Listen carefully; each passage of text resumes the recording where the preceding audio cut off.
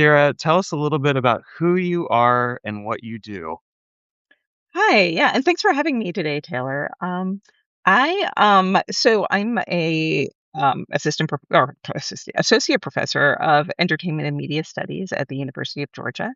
I do media studies mostly, and up until about the early 2020s, I mostly studied video games. That was really I looked at how video games are designed for and marketed to women audiences, and then the pandemic was weird and we all kind of had our moments, right? And I started sort of wandering off and coming up with other ideas. And there's kind of a long story to how this particular one happened. But the short version is I started writing this book that is now out. It's called The Unseen Internet, Conjuring the Occult in Digital Discourse. Thank you. I actually don't have it on me, so I appreciate that. And I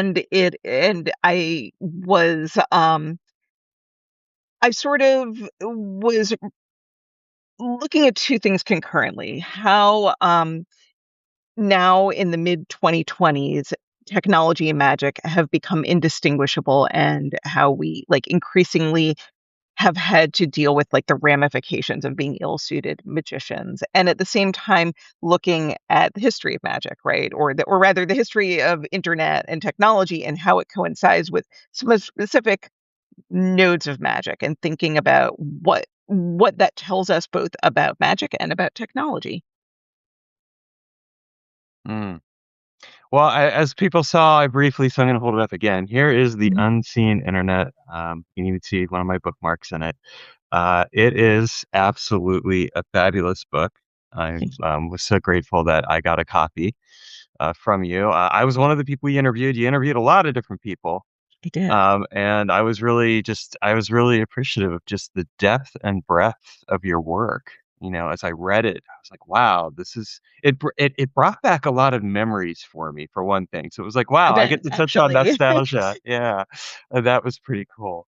Before we continue further, I noticed that we had a couple people join us. Welcome, Dave and Tom. If any of you have questions at any time, and I'll probably say this a few more times if other people join us live, you can write those in the chat, and I'll be happy to share them with Shira, and or we'll offer our own respective take on it. But yeah, let's move forward.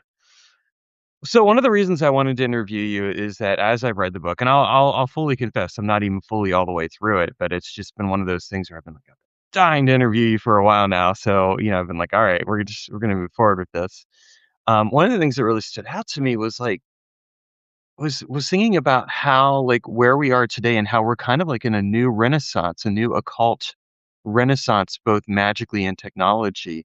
That's kind of similar to this, and I'm curious as to your thoughts about that, and if you see like with AI and with the way that people are using TikTok and other forms of video media, if you feel like there is a corollary between the time period that you were focused on, which was the 1990s to the early 2000s, and what we're seeing right now. Yeah, no, there's absolutely a corollary there, right? Like there's definitely I feel like we're at the same moment where we have all of these really hard choices to make about our relationships with technology. And similarly, now as it was in the 1990s, there's also sort of this explosion of magical thinking. And so in the book, as you know, I sort of I have one chapter that's dedicated to sort of a period from 1985 to 2005, give or take a year or two. I was a little flex with that, but how as the internet was growing, there was sort of one of the earliest people that really found online spaces for good reason was was people who had alternative belief systems, right? And there was a reason for that, of course, right? It was sort of in the wake of the Satanic Panic, and so the BBSs. So I talk a little bit about Podsnet in the book, the Pagan Occult Distribution Systems Network, and the and how the internet offered this safe space for people with non-hegemonic spiritual beliefs. And it just sort of sort of also even in the 80s, Margot Adler, when she surveyed people who were uh, the most common career for people for pagans, neo-pagans as they self-described in the book, was in computing, right? And so there were a lot of computer people in computing careers and hobbyists that simultaneously sort of migrated to the internet. And that meant that a lot of early internet culture was in response to that. It's not the only thing, right? There are a lot of sort of unseen histories to the internet. There are a lot of things that we don't know about. We're so used to the fact that today everything we do is sort of tracked, right? Like, I mean, even dark social is never really that dark. Everything is sort of everybody knows what people do, but it was a lot. It was a lot easier to hide yourself and on the early internet and to find the others, as Leary was known to say, right? So the, the way that I describe it is that the internet sort of, like, simultaneously occulted and deocculted its spiritualist contingent like, it created a space where, both people who wanted to be anonymized were able to be anonymized, and people were also able to like, there were all of the text file dumps on BBSs, and so things that had previously been hidden suddenly became really far more accessible, and it created this soft space where, people could communicate ideas in a way that they hadn't previously. And so I started asking the question, well, how does this affect things now? And we saw that in a lot of different ways. And I sort of, as I said in chapter one of my book, I really outline what that looked like, in from standing back now 30 years later, like how did that manifest? And then for the rest of the book, I look at various things here and now, right? Like so I have a chapter specifically on meme magic and sort of the magic war of 2016, as it's often been referred to. I have a chapter on sort of the cohesiveness between games and rituals and how we can kind of understand that in a variety of ways. I talk about the simulation theory and Gnosticism and sort of specifically looking at, like, if the richest man in the world believes that we're living in a simulation, kind of we do, right? In some sense, at least, but also looking at offshoots of the simulation hypothesis, thinking about it in terms of Mandela effect, right? Like, and sort of like the short end of the rabbit hole versus the deep end of the rabbit hole for simulation. And then I talk about reality shifters on TikTok and what I refer to as reality tourism, sort of a mix up of reality shifting, which I can talk about more in a bit if you'd like, and manifestation culture and subliminals culture, and how that is also sort of a kind of game, right? Where if simulation theory people are playing Civ, but in real life, then the reality tourists are kind of playing Animal Crossing, but in real life. Um, and then I end by talking about AI and how this idea of looking to non-corporeal entities for data is certainly not something new. Yeah, well, I mean, and it is a very comprehensive book. We will talk about the reality shifting and I have a couple other questions. First, I want to welcome, there's been a few more people who've joined us, 3 questions deep, Will and Molly.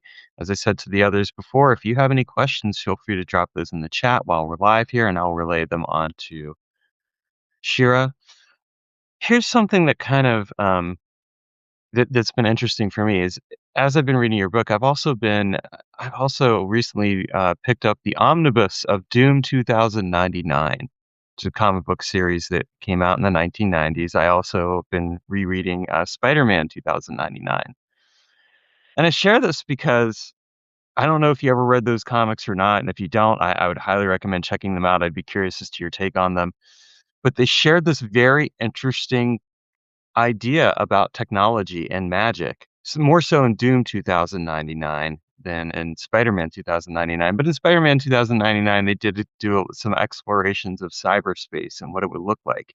And I didn't realize how much that shaped my experiences with technology until I reread those comics, and I'm like connecting with that guy back in the 1990s and early 2000s who approached technology and magic in the way that he did, and I'm like, "Wow, I see how this fed into why I did things the way that I did."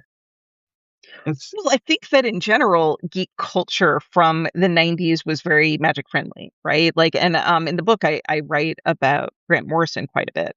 Um, but I also, obviously, also, you could look at Alan Moore and see a lot of the similar things. There was this sort of like moment where geek culture, as the internet was developing, geek culture was very amenable to thinking about magic in a technological way, right? Like it didn't need to explicitly be magic if it looked like magic, if it tasted like magic, then it might as well be magic, right? And that was sort of the general vibe, certainly in the 90s. And further onward, right? I think it's a good question whether that's still sort of the case in magical communities, and I think that things are probably a lot more, diffuse now, right? But, certainly in the 90s, there was just sort of this galvanization that often happened around technology where it was like, I mean, we could use technology for magic, and also our technologies are looking more and more like magic, and of course that references back to the famous Arthur C. Clarke quote that any significantly advanced technology is indistinguishable from magic. But then also, I mean, if you were a practitioner, which I know you are, then the corollary of that exists as well. It's easy to hide magic inside of technology, right? well, and in various other forms of media. I mean, that's the really fascinating thing because we have all this and we have all this media now. I do agree with you. I think it has become more diffuse because it's like the more we've acclimated to the technology, the more so it has. I think we're facing a similar kind of experience with AI, and it's like we're the last generation that kinda grew up without AI, and now AI has become this omnipresent experience, but whether you like it or hate it or whatever, it's there. I've actually been reading a really fascinating book called lately, called, How Not to Use AI by Abby Abouosmil. I've I seen that. I probably haven't read it butchered. yet. I'm starting to read it, and I highly recommend it to anyone out there because it really focuses on treating AI like an oracle, as the oracle of human experience and knowledge, as opposed to trying to generate stuff. So it's looking for pattern recognition instead. I've actually gotten much. I actually had used AI for a little while, and I was like, I don't like this. There's I something mean, off. AI in the end is just the spirit of hegemony, like vaguely animated, right?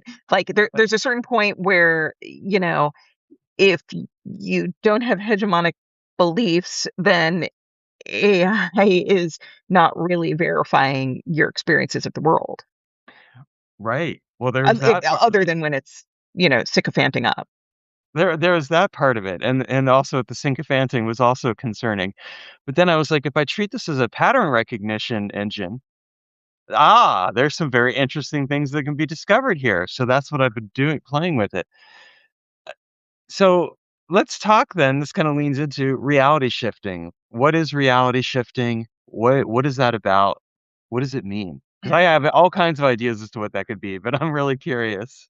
So, and I think I should add, I firmly take the position of chapel perilous throughout the book. I am not weighing in on whether or not reality shifting is real. I'm not weighing in on the magical conceits in the book. I don't find that really helpful, because I'm interested in discourse, right? Like I'm interested in what we can learn from how people talk about magic. I think that that's the more interesting question, and also how people talk about our technologies.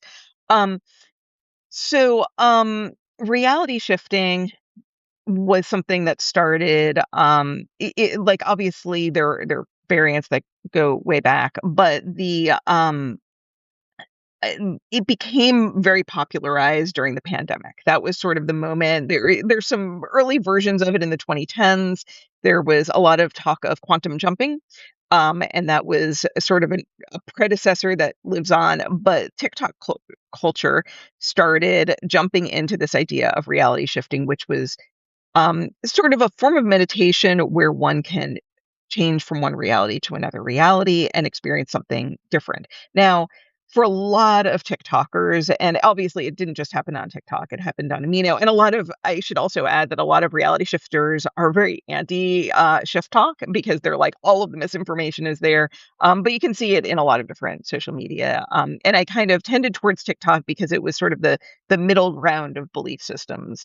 But some of it is just, like, very much a fandom exercise, right? Like, there were a non-negligible number of people that were shifting into the Harry Potter universe to date Draco Malfoy. Um, Oh, yeah. And Severus um, Snape. Don't forget Severus Snape. and but so the idea was that any sort of manifestation of idea can be shifted into, and that was sort of the core of it, right? But then a lot of other people that were shifting in ways that looked more like, sort of old school manifestation, right? Manifesting or, shifting into a reality where one is best friends with, a celebrity, or shifting into a reality where one has more money or has a better job, right? So there's this, like, slippery line that happened between what is a manifestation and what is a reality shifting practice. And then also kind of a lot of policing that would happen online between the reality shifting communities, what is and is not ethical for reality shifting, and what constitutes the correct practices. And so and then at the same time there was also a lot of use of subliminals, so which I see it as being kind of in conversation with all of this, right? Where a lot of people were using subliminal messages that they found on YouTube to do things like, I mean, obviously, there were a lot of body changing ones. Some of them that were more agentic than others. So, obviously, food related ones, but then also and eating related ones. But also like there were a lot that had to do with subliminals involving changing the size of one's nose, or and then also my favorite one, there's one that is become a werewolf fast. I love the fact that it fast was in the title. And people would comment on it, right? They would sort of they would give one another feedback and say, well, I did this subliminal and I became hungrier and a little bit more aggressive. And so and that was sort of the verification system that people could use. I Because obviously you can't, when you're listening to a subliminal message online, you can't, you don't know what is being said. So you're kind of there, that's a faith-based leap right there.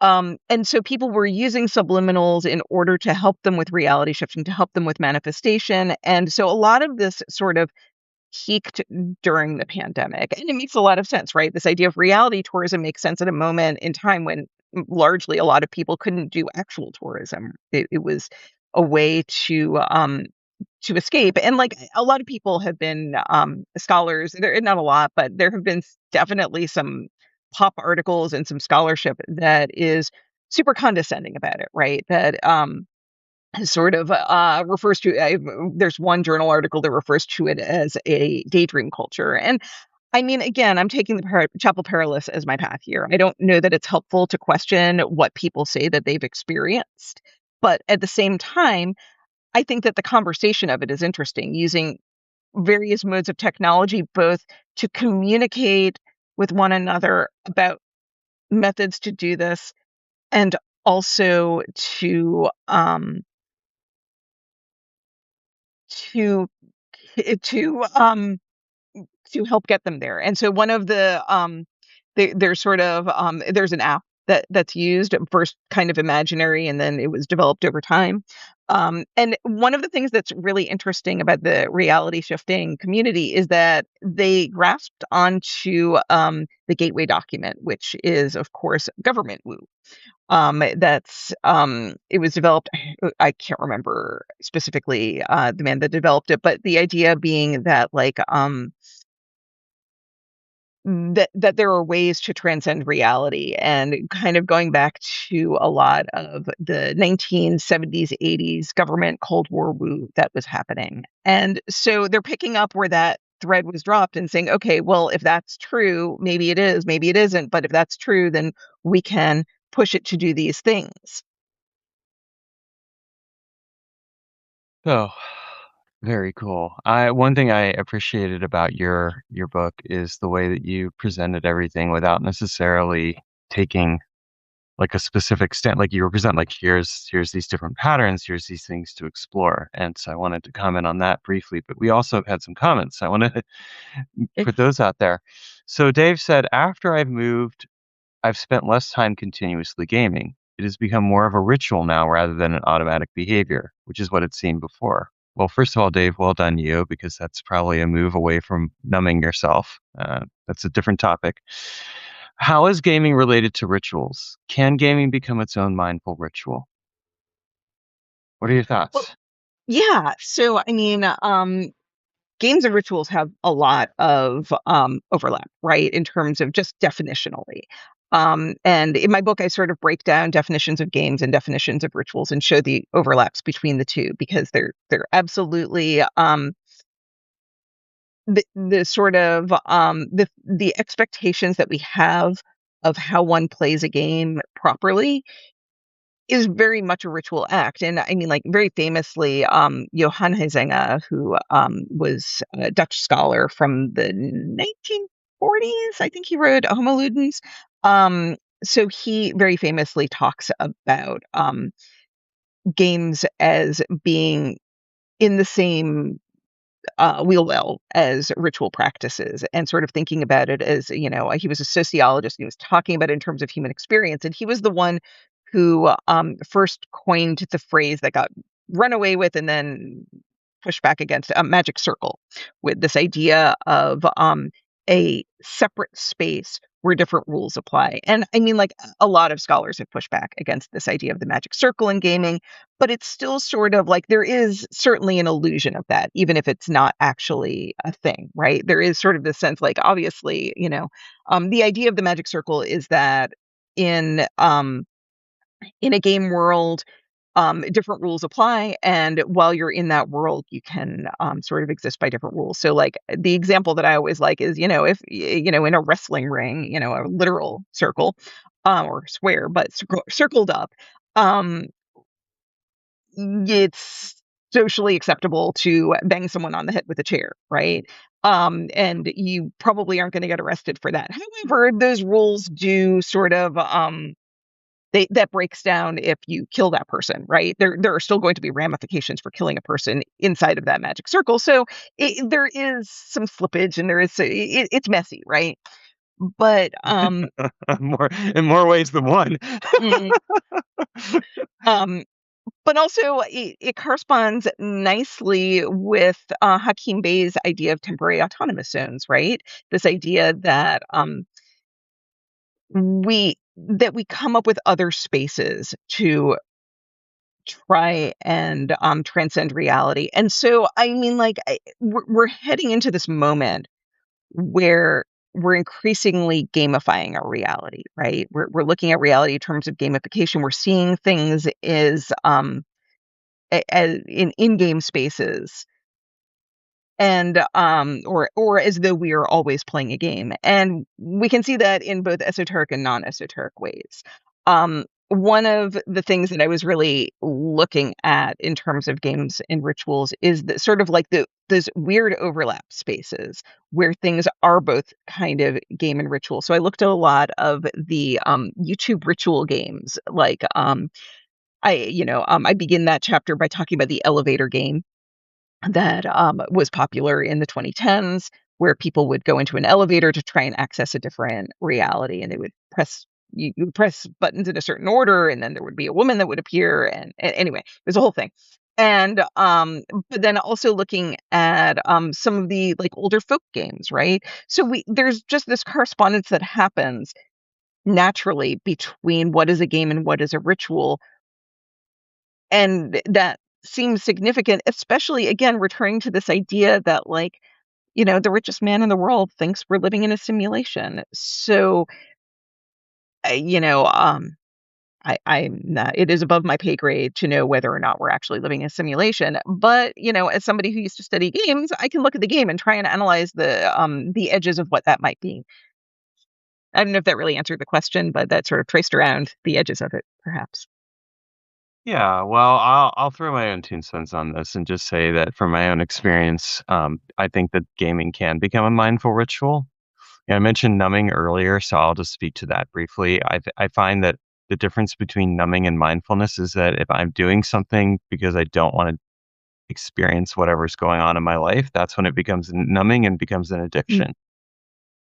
Um, I without getting too much into the work that I do in the men's work sphere, I'll just say that one of the things that I find for a lot of men is they tend to numb themselves out by getting into activities, whether it's video gaming or other things, because a lot of times they don't want to deal with the inner reality of what they're feeling, and they don't know, and they haven't been taught or socialized around how to do that, and so that's why I made the comment around numbing. I think it becomes a mindful ritual when we kind of approach it with awareness, and we're like, am I enjoying this? Is this actually helping me in some ways? Like, I know for me, when I play games, I usually do it because it gives me a way to think out some very complicated problems while using the mechanics of the game. So it is a very mindful activity for me. I'm currently so I we haven't mentioned this, but I'm co-authoring the a book on Mondo 2000 with Are You Serious? I'm not sure if you knew that, Taylor. No, I didn't. Um yeah, we've been working on that. And so I in somehow in this process have recently recreated the entire scene in Tomodachi. Or well, I'm trying to recreate the entire scene in Tomodachi. Obviously, the rule sets of Tomodachi does not allow for a perfect recreation. But so like, what it's doing is allowing me to meditate on the interconnections between people and how different people correspond in weird ways or the sort of nuances of their personality. Very cool. I'll look forward to reading that and checking it out. And we had a couple other comments. Will Linden said, I feel the world is becoming more and more like a Philip Dick novel. And then Dave Smith wrote, PKT's writing has definitely informed my magical practice as well as my general POV. And he also said, different rules apply in a TAS. So, and then Dave said, yes, thank you. Interesting, really interesting about the inner reality information. That's fascinating. Cool. Well, thank you all for that. I'm glad so far that we're getting into some interesting things here with all of this. It is kind of going back to the richest man in the world type of thing and talking about how reality is a simulation. It is interesting because it made me think of The Matrix, which again came out in the late 1990s, right? I started thinking to myself, "Oh, let's look for the green lines," right? I guess the Yeah, real there is no text that has affected our understanding of the 21st century more than The Matrix, in my opinion, right? And of course, the Wachowskis were likely very influenced by Grant Morrison's The Invisibles. That has been discussed a lot. I talk about it a bit in the book, but the Matrix really, came out in I think fall of '99, right? Like just before the turn of the century. I think it was fall. I don't, it was, I believe, late in the year. And it so many of the ways that we see our world have corresponded back to the Matrix, from like red pill, blue pill stuff, right? And sort of that discourse to thinking about glitches in the Matrix, and this idea of reality not being stable is very much all of those understandings, and again, this sort of like very techno-gnostic um, stance on it's no longer, Gnosticism is no longer 100% this, the spiritualist kind of demiurge thing. The demiurges have somehow transferred into programmers or artificial intelligence and sort of like this very technological sheen that we have put on top of Gnosticism that we've just kind of like placed on top of it. And again, to me, that's super interesting. I agree. It is interesting. It what fascinates me the most is that as I look at various science fictions that I've read over the years and then other things, I continue to see this continual integration of technology in our lives and as a various commentary like on what we're dealing with. Like there was a superhero trilogy I read a while back where they were talking about social media and the superheroes were basically part of the whole social media experience. Oh, And interesting. how people had to kinda, like, do activities to get hearts and likes and things like that, and, I mean, here we are right now. I mean, I've seen the heart icon. Thank you for those of you who smashed the heart here while you've been watching this, but it's just it's this interesting thing where we have this conjunction of attention and everything else going on that brings this altered reality of sorts. I mean, right now we're in an altered reality. Here you and I are talking across literal distances. It's not even something we would have imagined 30 or so years ago, and yet here it is. It's become a regular reality. Yeah, I mean, sort of the Epcot Center vision of what this would look like was so much more, stationary, right? Like, I remember I don't know if you went to Epcot in, like, the '80s or so, '80s, '90s, but, like, I remember sort of like the Dome of the Future, and in the Dome of the Future, there were definitely, video phones, but they were stationary, and they were locked into houses, and they were imagined in a very specific kind of way that isn't quite how it manifested, right? That's right. It isn't. It's different.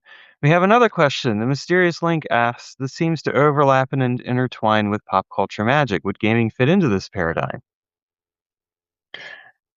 Um Would gaming fit into I mean, like, I think for sure, I know, Taylor, you've written about gaming and pop culture magic in your books. Um, Yeah, I I mean, I think would totally yeah, say it fits. I mean, it's that totally fits with yeah. pop culture magic. It's very much a relevant theme. Dave said, "Reminds me of during COVID, I would try and influence certain meetings, but standing in a room surrounded by different monitors, which acted like portals. I would then cast the sigil and see it pass into each portal." Yeah, again, I could totally see that. I mean, it makes sense.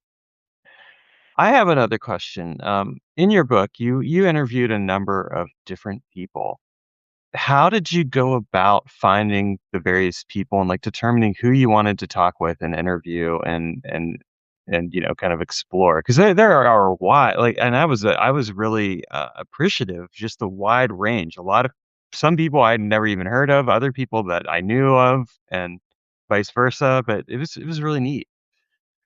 I mean, it was very when I first started writing it, I had no intention of talking to anyone. I was really, like, sort of in my media studies mode, and I was kind of, cloistered in my home office, pecking away at things. And then, I think the first conversation that I had was with Paco Nathan, who is, I'm not sure if you know Paco, but, he's amazing, and he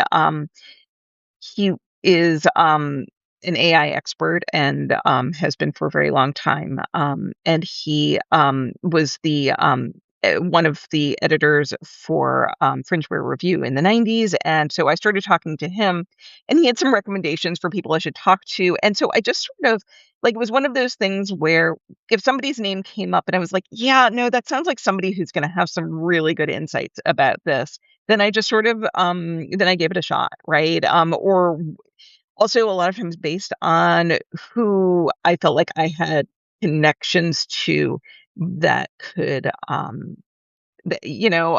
would talk to one person, they'd be like, "Hey, I can introduce you to this person." And so it was something that sort of happened over time. Douglas Rushkoff introduced me to several people, and I was very, very grateful for that. Some of my conversations didn't really work out, and I didn't, there were definitely people that I wanted to talk to more that I didn't quite, have the access that I wanted, and I think that people are very, squirrely sometimes when talking about their practices, and I get that, and I tried to be respectful of that in the end, right? Of not necessarily, pushing too hard, but always asking the question if they were willing to. Well, I definitely feel like you did a really good work with it. It's Thank you. the range of people that you talked with and the topics that you cover in the book are indicative of that. And it, as I said, as I've read it, I've really kind of sat with how this period of time has influenced the current period of time, and then I'm thinking, like, how is this period of time going to influence the later period of time? Like, there's just this very interesting spiral effect in a way. I mean, yeah, there's that 30-year cycle, right? The 60s deeply influencing the 90s deeply influencing the now. And so, yeah, no, there's definitely that moment where you start to look at our here and now and think, what is this going to look like in 30 years and how will we reconcile with the choices that we're making that seem small or maybe not small, but things that we don't feel like we have a whole lot of agentic control over at this moment? Phil said you might like to check out the work of Dr. Anna Milan, a postdoctoral research fellow at Nottingham Trent University. I I'll read the name out Yeah, loud. tell me later. I have nothing around me that's of Her research thank explores you. the relationship between fantasy, ritual, and belief with a particular focus on live action role play. Her PhD thesis at the University of Exeter was on the horn god as environmental figure in fantasy fiction and live action role play. Very Oh, cool. cool. Thank you, Phil. Appreciate the recommendation. In fact, what I will do is just copy, boom, and then that way I'll paste it and send it to you later. Appreciated. Yeah, no worries. Um, what insights and this is an interesting question to ask, but what insights would you like readers to take away from your book? And that might be presumptuous. You're the author and they're the readers, but it is something that I think is worth exploring sometimes. Yeah, I mean, I think I really, that's a really good question. Like, the book one of my favorite things is so if you look at the index, it begins with the 23 Enigma, and it ends with Mark Zuckerberg, which, really, I feel like is the book in a nutshell in a lot of ways, right?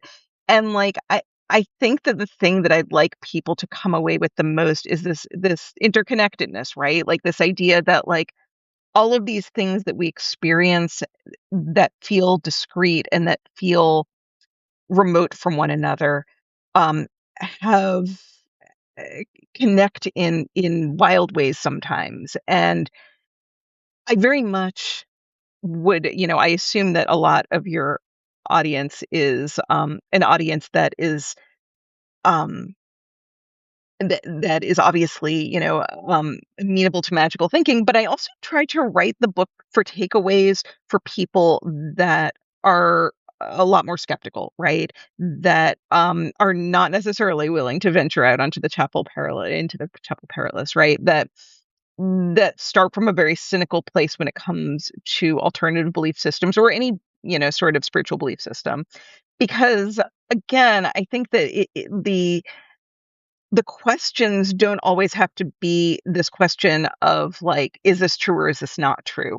The world is weird. I can't know the whole everyone's experiences, and there are many mysteries to life, right? And so it's not about answering those questions so much as thinking about why those questions are important to ask and what we can learn from paying attention to how we as, a set of cultures talk about those things. Well, and I think, that this that what I appreciate about this book is that it's offering the opportunity to initiate some of those conversations. And I think we need to be having these conversations as we move forward with technology. One of the reasons I have really held off, like I've been very reluctant about AI, has been I've been like, well, what what does it mean to be using this technology in relationship to myself as a writer and a creator? Now I have a book, actually, a co-written book coming out, that Sheena and I have put together called Tower Time, and we did end up working with AI. But what we did is we really were very careful about it in terms of how we used it, and edited it extensively because it was like it needed to still be our voices, and it was paying attention to that and recognizing there's this very interesting intersection here where, okay, on the one hand, we're working with this technology that has some very useful patterns of information, and on the other hand, how do we still make sure that it's our work? And Yeah, oh, go on, sorry. I was gonna say, we even put a note at the end of the book about our use of AI, because I just think from an ethical standpoint, it's a really important thing to be like, "Hey, this is how we've used it. We used it. Here it is." It's gonna, anyone who reads that book will probably be able to figure out or see some patterns, but they'll also know that we're very purposeful about it. And I think that again is kind of where how do we explore the intersection of technology, magic, all these other things, and bring that purpose in? And I apologize, you were gonna say something. Yeah.